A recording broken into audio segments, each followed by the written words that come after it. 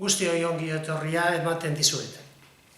Estamos en un centro concertado, perteneciente a Kristau Eskola, a ETEL, inspirado en criterios salesianos, y el centro necesita que todas las personas aportemos nuestro granito de arena para construir una comunidad educativa con objetivos comunes entre padres, profesores, alumnos, personal no docente, antiguos alumnos, actividades de tiempo libre extraescolares, y así construimos una comunidad educativa en un centro escolar.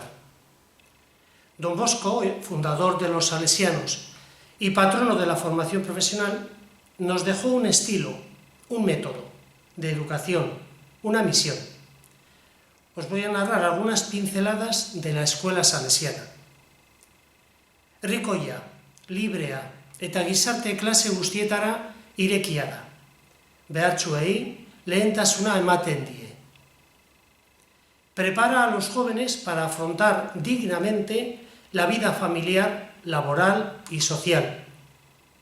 Promueve la formación profesional de los jóvenes y su inserción en el mundo del trabajo mediante el Departamento de Escuela-Empresa.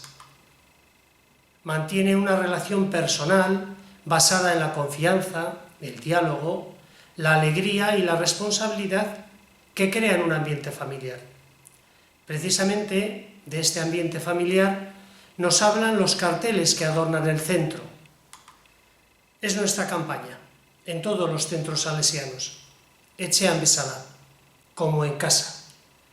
Por tanto, bienvenidos a vuestra casa. Y se nos llama a crear hogar, a cuidar la casa común. Habrá que aprender a mirar, a captar lo que pasa a nuestro alrededor, para que todos se sientan a gusto, contentos, queridos, escuchados, atendidos y comprometidos en la tarea formativa. Compartir la casa juntos, con espíritu de familia, será nuestra mayor riqueza. Egonaldi atsegina, opa dizuet. Eskerrik asko.